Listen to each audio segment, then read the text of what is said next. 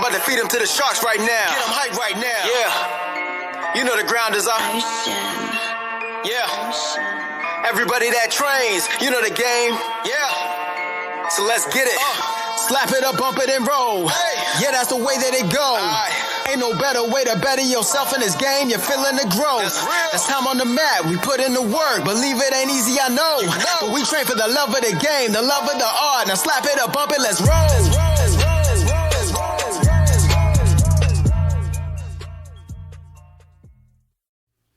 Welcome to episode 72 of the BJJ Campaign Podcast. My name is Jeff Boone. I'm an A3 blue belt, 3 stripes. Bill Coors, A2 blue belt, 2 stripes. And as we start every episode, we're going to do a Gordon Ryan update. Yep, as the fans demand. He is got a wrestling match. Everybody just turn the podcast off. with Pat Downey. And then it's going to be... Downey? Pat Downey is a world famous Olympic wrestler, world champion, total stud in wrestling. Okay. And so it's going to be one wrestling match, one submission only, no time limit match, which should take all of 30 seconds for Gordon Ryan to win that one. But what are your thoughts, Phil? Are you going to watch it? I'll watch the highlights on the Instagram afterwards. Yeah. It'll probably be the rear naked choke would be my guess. So I just wonder in the rule set, what's the tiebreaker? Like if Pat Downey pins him faster in the wrestling, because in the wrestling match, there are no submissions. Why do you need a tiebreaker? I thought it was just 2 separate matches. Well, it's 2 separate matches, but you got to have a winner for the whole thing. So it's going to have to be the quickest pin or the quickest submission, wouldn't you think? Probably. Yeah. I guess that would make sense. I didn't really think there would be a tiebreaker if there's only 2 matches. Well, I mean, it doesn't make sense if there's like, yeah, okay, Pat Downey's going to win the wrestling match. Maybe. Well, Gordon Ryan says he's going to win, but I mean, yeah, we'll see. I think that's a little. I think I called him beating this guy like a month ago on the podcast. I think you did. So we'll see. Yeah. What if he wins? Huh? What if he wins? Does he just go to the Olympics? They take him to the Olympics instead of Pat Downey, so it's going to be interesting. that does not happen. There's a whole process for that. But I am interested in it. I'm going to be traveling, but I'll be in Colorado at that time, so I'll definitely watch it.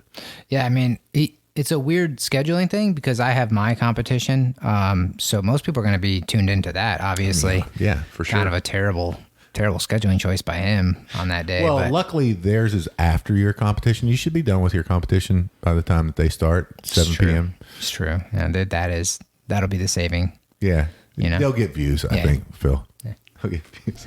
Let's talk about that. Your competition. What is it? Which one?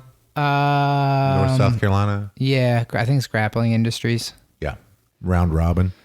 So, yeah, I think there's 4 people that I saw, and then there was one guy in the 30 plus division. So I would assume if nobody else signs up, that he'll be moved down. So it should be like 5 people. So it should be a couple matches. Good amount of matches. Grappling Industries, all you'll should have matches against everybody. Yeah, but if I'm assuming if nobody joins the 30 plus division, they'll just move him down to ours.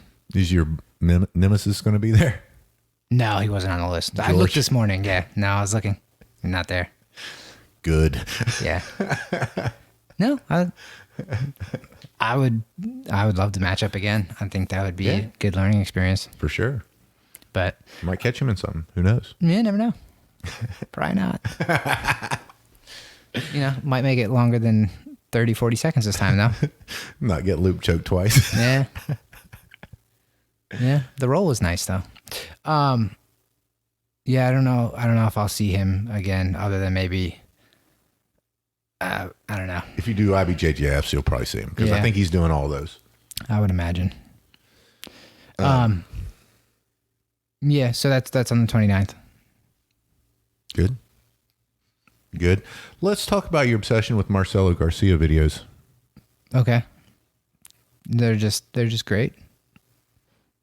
I only watched for 5 or 6 hours yesterday. Okay. In fairness, though, I hadn't done any jiu-jitsu since Wednesday. Wow. So, Whoa. yeah, that was Thursday, Friday. I didn't do anything or watch anything. So it was basically like the normal amount, just packed into Saturday. Yeah, I get it. But I have been liking all the video. Obviously, if you do it for 5 hours, you probably enjoy it. But and whether it's just the ones I'm watching or it's just what I'm hearing now, but the grip stuff that he's covering, for all the passing and everything else is been very helpful to kind of think about, because I guess paying attention to the details of the pass is good. But when he's talking about things like, when you step in, I think it was like last week or it was very recently, I was describing about how I like to go into this specific passing position and like talking about that. And then he's like, yeah, don't do that, because then they have time to make the grips, and it's right. It makes a lot of sense, because it's one of those things where it's like I'll basically settle to get to where I want to go, but that allows you to do whatever you want to do at the same time. Or to get a grip whenever you come in that tactical or combat base kind of situation. Yeah, where I just don't like saying that word, so I just say passing position. I don't like combat base. It just sounds silly. Combat base is what it is. I don't like it. Well, whatever. That's what it's called. Everybody knows that. Lovato calls it headquarters. Or headquarters. I like that I'm better. okay with that. You didn't used to be. You didn't used to be. You used to give me a hard time about that one. You know what? I live and learn, Phil. You got to have the small victories. Yeah. If I was better at that and like keeping people's grips off and stuff, I think it would be different. But because, people grab the ankle and kind of get the De La Riva thing. I also liked how he was talking about, the double ankle sweep of kicking straight forward and around to deal with that. It was just another grip break that I've never paid attention to before when you're standing up. Yeah, you usually don't try to address grips. Nah, I just deal with whatever happens later. And then move forward from there. Good approach. Also, shout out to Phil. He made a great suggestion to a good friend who got me a nice gift for Valentine's Day. Yeah? What was the gift? The Gordon Ryan Attacking the Guard, which for those of you out there who aren't familiar with Gordon Ryan, that's passing.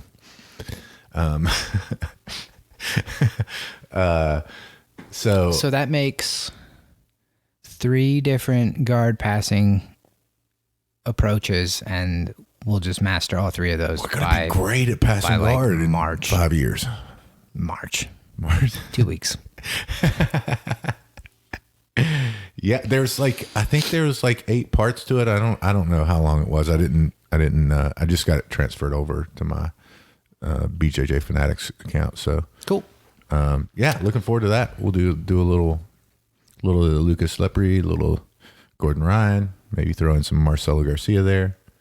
And obviously what John Plowler shows us. Well, he just fixes everything that I break. I watch something on the internet and I do it wrong, and I said, he must be so frustrated with us whenever we do this stuff. Yeah, probably. He probably is. According to YouTube. Well, if there was classes when I wanted to watch videos. Yeah, is there a class I can take from my bed when I'm really tired?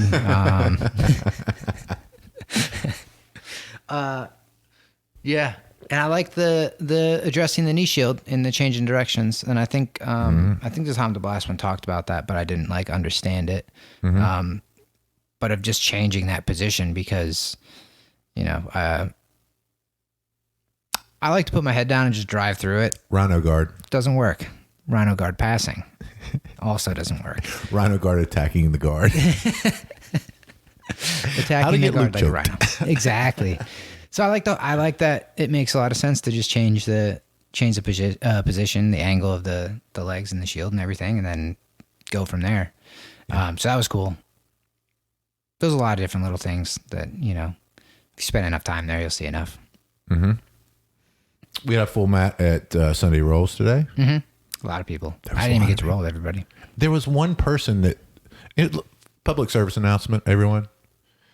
If someone posts up for an open mat, there was one person that said they were in. You didn't say you were in? No, I was busy.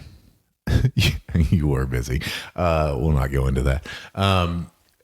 And we had like 24 people. I don't know. How many people do we have there? Like, I don't know, probably 20. Yeah, 20 people there. One public service announcement. Post up. Other people want to know that who's going. I usually do. And I usually give people a hard time for not posting up. Yeah, you should. Because I think people tend to follow the crowd. Or maybe just everybody knows that everybody's going to be at Sunday Rolls and they just do it. They don't even pay attention to their post anymore. Yeah, I mean, it's like every other class. It always happens. So true. It's not like it's a special occasion anymore. It most certainly is a special occasion. I regretted saying that as soon as it came out. No, but it's great. It was really fun. And a Sunday Rolls participant who wasn't there today, Patrick, asked us, and I'm not sure why because we don't really know that much about anything, but what to focus on as a white belt. Yeah. So I'll let you go first because I'm going to have a... Go ahead. So if you're a brand, I think there's different stages to that, right? You know, I think that you have to look at it in the whole continuum of what you are as a white belt. And that is when you first start, the only thing that you should be, that I would think you should be focused on is trying to keep your posture in the guard, trying to get two positions in each position that you're familiar with so that you have something to do in those positions whenever you get put in them. And also trying to make sure that your movements are fluid. Dan, good example, Dan, one of the newer guys on our team, that's one of Manuel's buddies. He's big, strong guy. Yeah, he's about my size. He is not, folks. He's very strong, but he's very controlled. Like I'm sure Manuel gave him pointers before he came in, and like he's very controlled and trying to, do the right things. And his wife might do the self-defense class now. I was talking to her for a while. Really nice. She's like, Manuel's been pressuring me, and I was like, okay, good work, Philly. Nice. All right, good. But I told him, man, you're really, he was really focused on holding that position and posturing up in guard and everything and being fluid with his movements. I can't even get over it because. Well, I was telling him, I was like, you can put your weight down. Like you don't have to keep, he's like being overly nice and cautious. Yeah. That'll be the learning of who's who and whatever. But no, I definitely noticed that stands out when they're new and control and understand kind of what's happening. Yeah, no, and like he gets in those positions. You can see him trying to think about what to do in those, and maybe he doesn't have a mount escape yet. That's okay. Stay in that position until they transition. Whenever I get that position, I'm just going to transition out of it. It's not going to try to get his back and do stuff from there. But really, I think that's that 0 to 1 stripe white belt. Right, is trying to focus on getting those positions, really focusing on your breathing, not blowing your cardio out, not having to take rounds off whenever you're done with one round because you went so hard. I think that's the 1 stripe. That's what I would say. That would be my recommendation. And then, whenever you're getting to be 2 stripe, 3 stripe white belts, really focus on something that is going to be useful throughout your jiu-jitsu journey, and that's passing the guard. I mean, I think that you have to focus on breaking guard, on guard breaks, and passing the guard. That sounds real biased because you've been working on passing the guard. Yeah, I mean, I've been working on passing the guard for a really long time, Phil. That's true. Oh, really? Since I was a 2 or 3 stripe white belt, I've been working on passing the guard. It'll take one of these days. I think after this Gordon Ryan video, for sure, more than likely, for sure, you'll be up going against the Olympians. I hope he has like a cartwheel pass that I could try, something like that. I hope But yeah, that evolution, and then whenever you get in the 4th stripe, everyone says that white belt is a defense belt. Yeah, sure it is, but you also have to focus on whenever you have the newer white belts that you're working with and you're 4th stripe. Why not focus on trying to get a few good finishes, a few good submissions that you're just getting familiar with and trying to accomplish.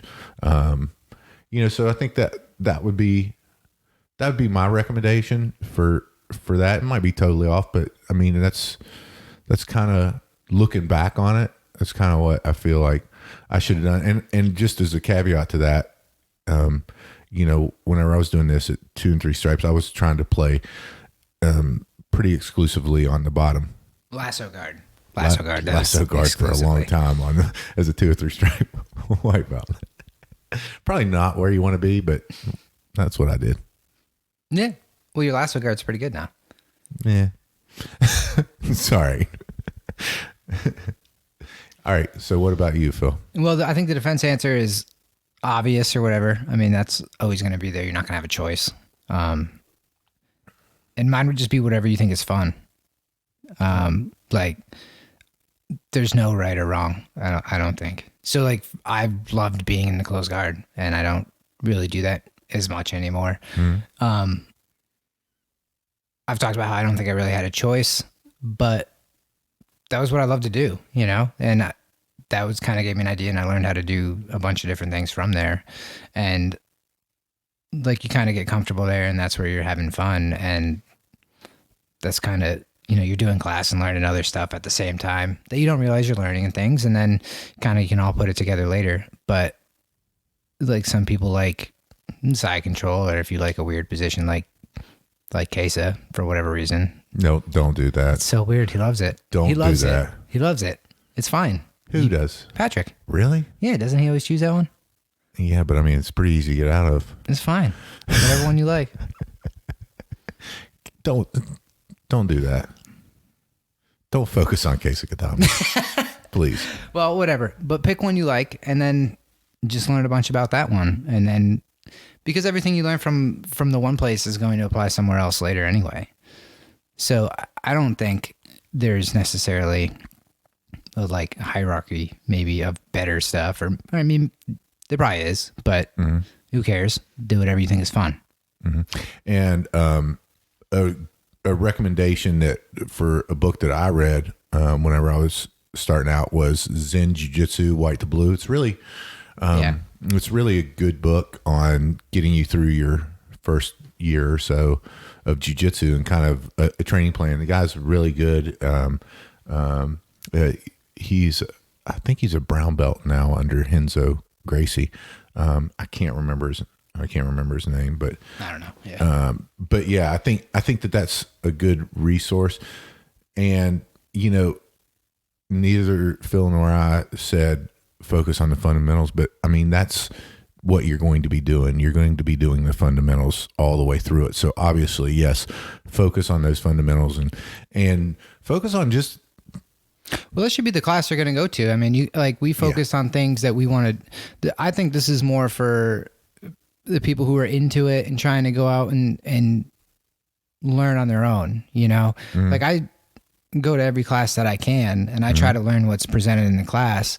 And then like I like watching other people teach the same moves because I pick up different things or I hear them say it differently, and I also like just exploring whether it's the guard passing or back stuff or whatever from other people and just trying to see how you tie it together. And just because it's not covered necessarily in the fundamentals class doesn't mean like you can't ask your instructor and get the answer, because I guarantee you they've done it a bunch of times and they have good answers on how they like to do it. But yeah, I mean, definitely do the fundamentals are the only thing that's going to work. I mean, it's yeah, right. But yeah, if you're looking for something outside that, it's hard to tell you what you think is going to be interesting or appealing. And like, I just like different moves at different times. I loved the cross choke forever. I don't really care much for it now. Yeah. No, but you still have that fall back. But it spent taught a lot of time. It taught a lot about, gripping and trying to do other chokes that, just general hand placement and getting in there, like, arm where you want the arms on the neck kind of thing, which applies everywhere. Mm-hmm. But that was just what I thought was fun, how to learn it. And it's so hard to see where everything is connected starting, because I think John was talking about this the other night, but it's like, it does seem like 7,000 individual moves, but when you kind of break everything down, all those triangles and head and arm chokes are just different ways to trap a head and an arm in a choke and apply it. Once you start to understand how they work, they go everywhere. So whichever one you take to, or you think is interesting, or you see the opportunity to go for, do that move. Mm-hmm. A lot. I would say two more things as well. And that is learn how to train, right? I mean, focus on how to train. And that is pay attention, right? I mean, these are simple little things, right? But pay attention, and also focus on being present for the move. And if you forget, no big deal, but focus on getting those reps in, right? And making sure that you're being a good training partner. In other words, I mentioned this before, but it's something that's really helped me here lately. And that is, whenever they're showing a move in the fundamentals class or whatever class, they'll usually show it at least 3 times, right? So 2 times I'll pay explicit attention to what the move is. And 1 time I pay attention to what the person is, the response that the person's giving, the feedback to that move, So I think that's something that I've just recently really started to focus on, and I think I should have probably done it earlier, And the second thing is learn how you learn, right? So for me, I like to think of concepts. Phil says that sounds arrogant. I don't think it does, but when you say you're a conceptual learner and the way you say it, it's ridiculous. What you say? Am I saying it like Thurston Howe the Third? I don't know what that means. That's Gilligan's Island. Never mind. You don't understand that. You're too young. That was a black and white show. But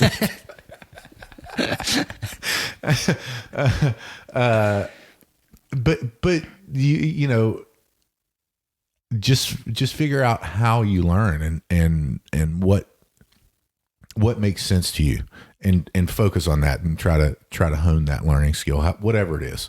Mm-hmm. So, anything else, Philly? Go to class. Yeah, that's great. Focus on going to class as much as possible.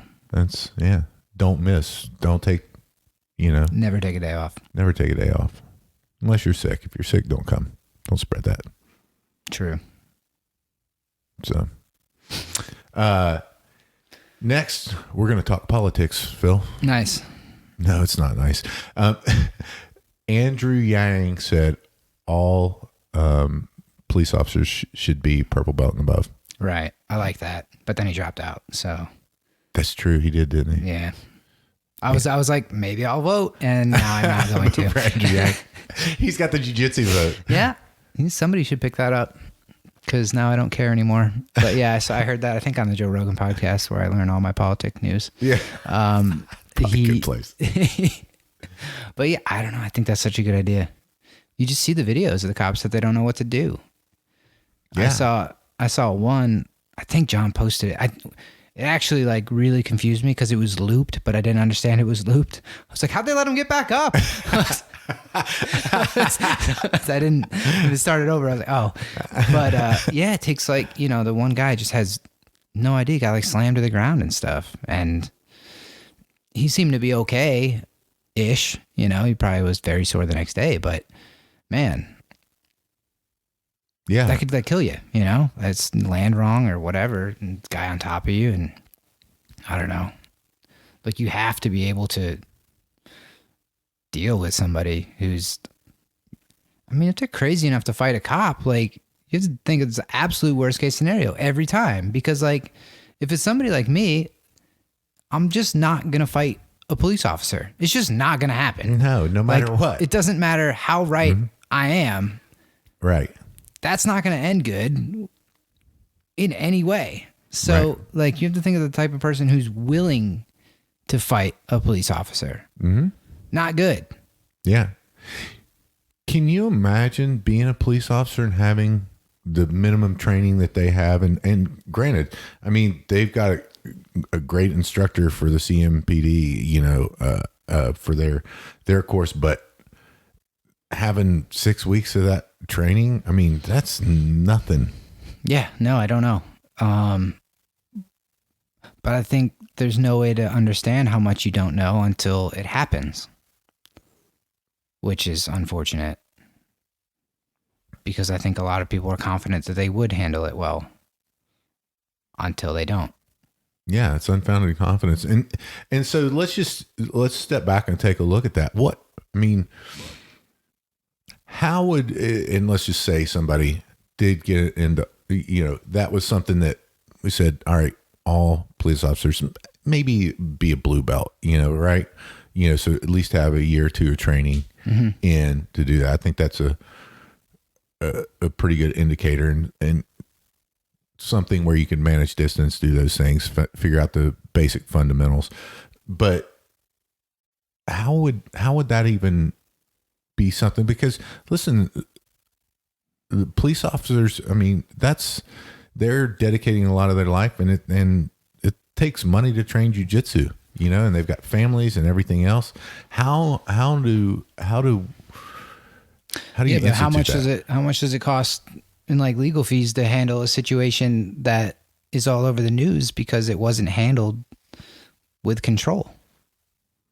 So what you're saying is it would be cheaper instead of mitigating long run. Yeah, it would be cheaper in the long run if they had training that they were able to pay for, right?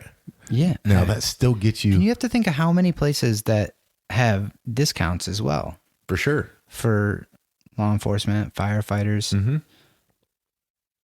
I don't know. Like you train for the worst case scenario and stuff. And then like if you're in that line of work, you're 1,000 times more likely to get into a situation than I'll ever be. Mm-hmm. For sure. Yeah.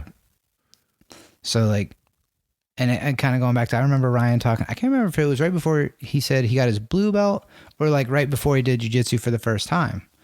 But that was when he was the most confident he's ever been in his life. He's like, I'm still not as confident as I was before I went in and got my butt kicked, you know? Yeah. And then that understanding of what some people are capable of, like, you just never know. Like, you can kind of look at some giant people and be like, I don't think I'd like his arm around my head in any way, but if they understand what they're doing a little bit, you have no chance. Like, you don't know. So I don't know. I think I don't understand how it works. I don't know what the training is like. I know we train with a few police officers, and I can already tell their schedule is very busy. Yeah. And like long hours and stuff. So I'm not sure where in relation it works with other people, like how all the schedules work to where it would be reasonable to make it happen. But it just seems like something you really can't afford to risk.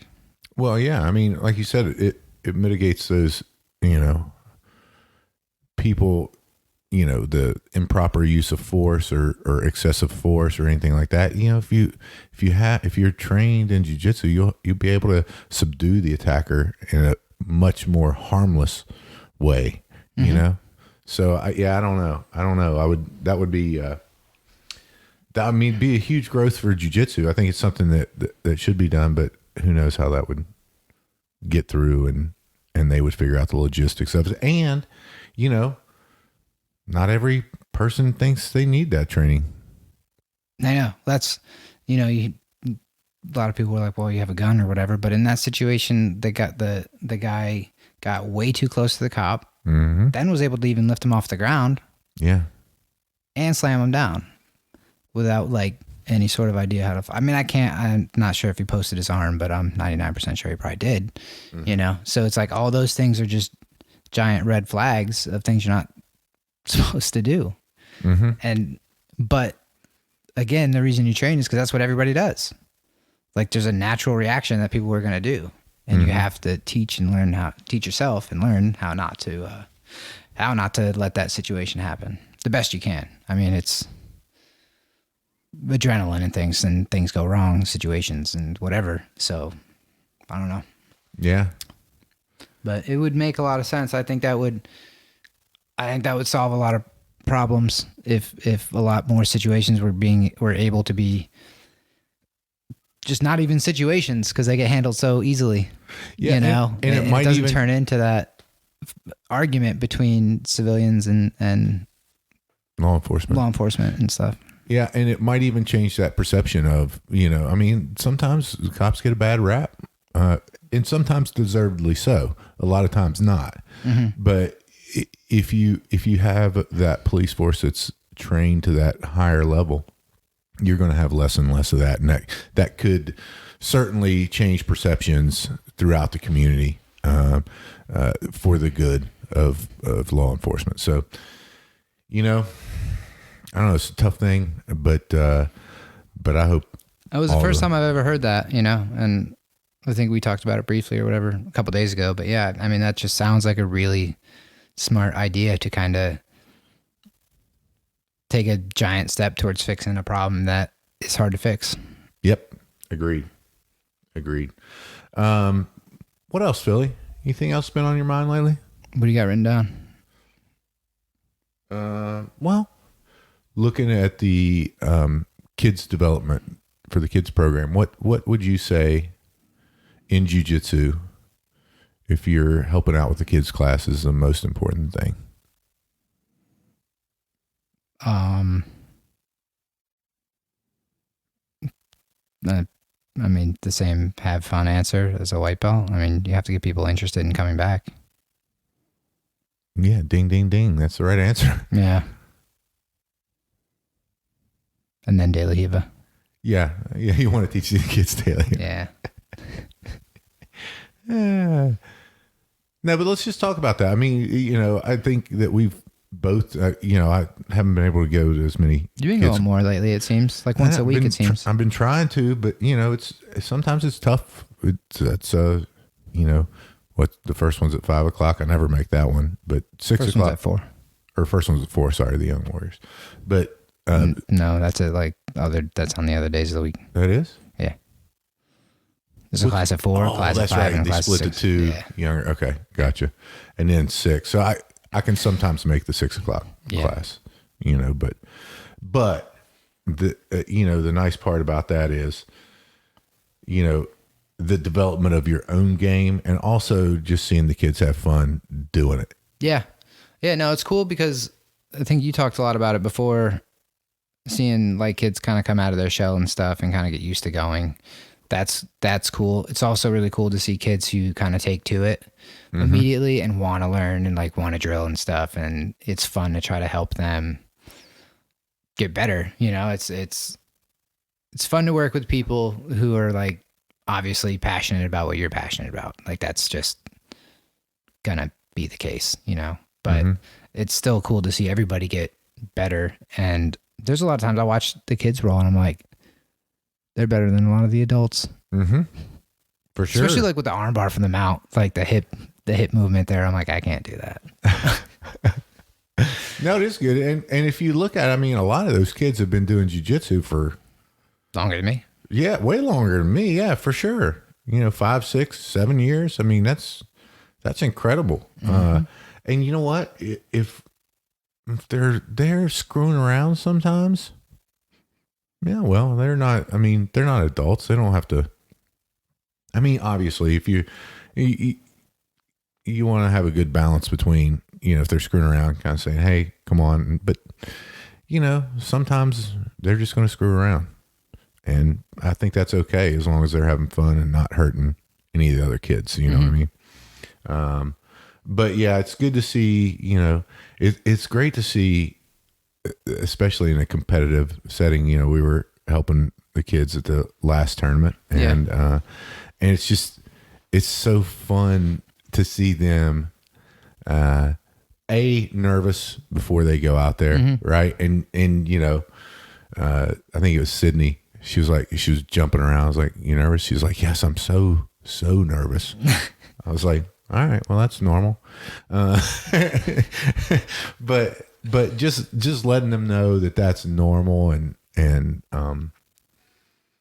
see them develop through that competition, because in I think far and away the referees that referee the kids, they really pay close attention whenever they're in on the kids, and that's so important, so that the kids don't get hurt, because they don't know, a lot of the times they don't know that flexibility is not a defense for something, because they're really flexible, Yeah. So having that, but I think that's, if you're thinking about getting your kids into jiu-jitsu, I think it's a vehicle to make them personally a lot better as a person, to figure out that, hey, things aren't always easy, and it may be a way that you can show that, if you've got a kid who lacks a little bit of discipline, if you take them to jiu-jitsu, they're going to learn discipline. That's one of the things that jiu-jitsu is really good about showing, because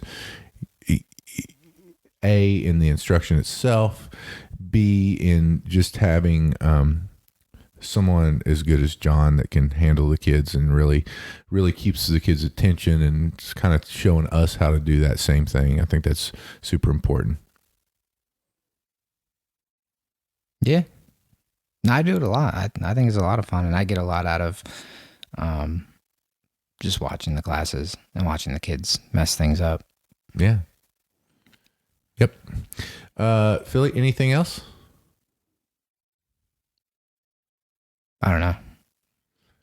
Let's talk about role model camp. Are you going to try to sneak in with a wig? Maybe I can identify. I'm not going to go there. It should be May, right? It's May. Is it May? I think so. May. So role model camp, it's in Indianapolis. They're going to have some great I tried to look the other day to see if they were going to do an ego, and they didn't have anything on the schedule. So we'll see if we see one posted. But I'd like to try to get up there and do one of their tournaments and like train with them for a little bit. You want to travel? I'll go there. Yeah. I'm driving. I'll meet you. I'll pick you up. Wow. That's a big, listeners, that's a big step for Phil. He doesn't really travel anywhere. No, I don't like it. I'll go there though. I'm going to try to, I was going to see if they had one of the ego tournaments posted, maybe for a tag team match, but I didn't see anything. I didn't see anything. Me and Phil tag team match. Yes. Yeah, I'm trying. Take on all blue belts. We'll figure it out. It's May 1st through 3rd, Phil. Okay. And a bunch of great instructors. And if it's not already full, which I don't know, it might be. I didn't see anything posted that it was full, so. Okay. So it's 10% off with the BJJ campaign code. Mm-hmm. You get that. And if you're a woman, it's all women's camp. And highly recommended. I think it's going to be something that an experience that you won't soon forget, because there's a lot of women that are training jiu-jitsu, but, I think it's important that they have, they have them here in the Charlotte area, the open mats for women, and Carrie does that with us, the women's open mats. And I think it's really important to get that camaraderie as we get. I think, the whole team has a camaraderie, men and women, but I think that certainly is helpful in your journey. Tell the fans, that's a strong word, fans. I don't know that there's really any fans. Tell the people that are listening out there how they can support us if they choose to do so. Rash guards, t-shirts, zip-up sweaters. Sweaters? Yeah. It's not really a sweater. It's a sweatshirt. It's a hoodie. Yeah. Zip-up hoodie. Sweatshirt. It's a hoodie. Yeah. Hooded sweatshirt with a zipper. What else do we have? Patches. And Instagram, we post most days. We're trying. It's electric stuff. Fantastic pictures. Inspirational. YouTube, and share the podcast. Share, yeah. And questions are always welcome too. Yeah, join the Facebook group and post anything you want us to talk about. I'd get the rash guard though. That's the most comfortable. Yeah, the rash guard is the best. Yeah. Do we have any rash guards? Yeah. We do, okay. Yeah. Roland wants an extra large, by the way. There's one left. You guys have to fight for it. I want to give a shout out to one of our former guests, John Bagels Telford, in getting his black belt. Yeah. He had a baby and got his black belt all in the same week. Mm-hmm. That's two big occasions. Yeah, it's a big deal. So congrats, man. That's awesome. Yeah, it is. And folks, if you're not out there doing something each and every day to make yourself better, get out there and do it. Phil and I choose jiu-jitsu. We hope you do too. I'm about to feed him to the sharks right now. Get him hype right now. Yeah. You know the ground is up. Yeah. Everybody that trains, you know the game. Yeah. So let's get it. Slap it up, bump it, and roll. Yeah, that's the way that it goes. Ain't no better way to better yourself in this game. You're feeling the growth. That's time on the mat. We put in the work. Believe it ain't easy, I know. But we train for the love of the game, the love of the art. Now slap it up, bump it, let's roll.